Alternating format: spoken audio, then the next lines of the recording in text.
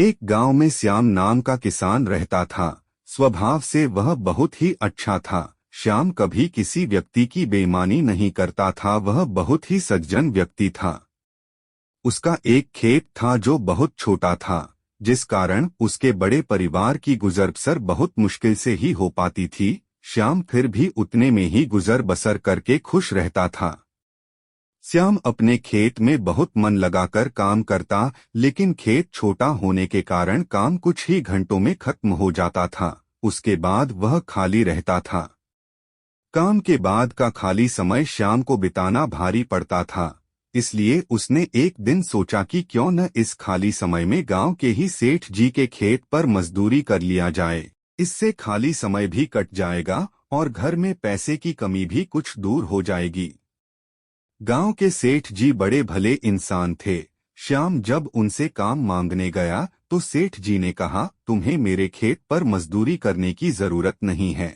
आज से मैं पूरे खेत की जिम्मेदारी तुमको देता हूँ। जो भी फसल होगी आधा मुझे दे देना और आधा तुम ले जाना। सेठ जी के इस भले व्यवहार से श्याम बहुत खुश हुआ और अगले ही दिन उनके खेत पर काम शुरू कर दिया।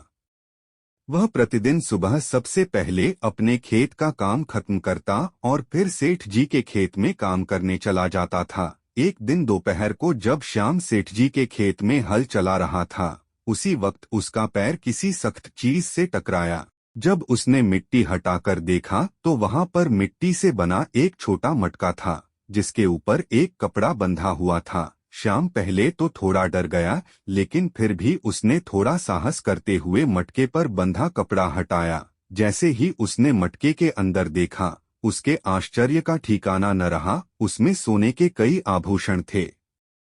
श्याम को अब समझ ही नहीं आ रहा था कि वह इन कीमती आभूषणों का क्या करे। एक ओर वह सोचता इसे किसी सुनार को बेचकर अपने घर की पैसे की कमी हमेशा के लिए खत्म कर देता हूँ, वही दूसरे ही पल सोचता कि यह जमीन सेठ जी की है, ये उन्हें ही सौंपना उचित होगा।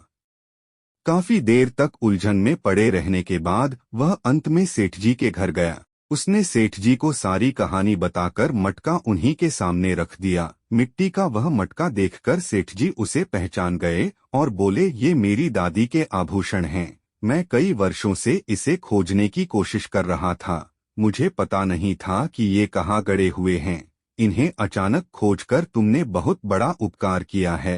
तुम्हें इस काम के लिए कोई बड़ा इनाम तो मिलना ही चाहिए। सेठ जी, मुझे आपने अपने खेत पर काम दिया, यही बहुत है। अब मुझे कोई इनाम नहीं चाहिए। श्याम ने सेठ जी से हाथ जोड़कर आग्रह किया। फिर सेठ जी ने कहा, श्याम, मैं जानता हूँ तुम बहुत मेहनती और ईमानदार हो, लेकिन इनाम तो तुम्हें स्वीकार करना ही होगा। सेठ जी थोड़े देर रुके और फिर कहा, मेरे जिस खेत पर तुम काम कर रहे हो, आज से वह तुम्हारा है, तुम उसके मालिक हो। सेठ जी के मुंह से यह बात सुनकर श्याम खुशी से झूम उठा। उसकी आंखों में खुशी के आंसू थे।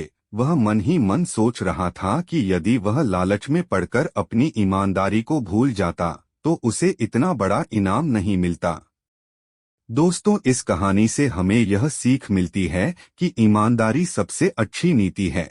थोड़े से लालच के चक्कर में किसी के साथ बेईमानी नहीं करनी चाहिए। दोस्तों, यह कहानी आप लोगों को कैसी लगी हमें कमेंट के माध्यम से जरूर बताएं और हमारी कहानियों को अपने परिवार के साथ जरूर देखें एवं सुनें। और यदि आपने हमारे चैनल को सब्सक्राइब नहीं किया है तो सब्सक्राइब करके बेल आइकन को दबाना ना भूलें।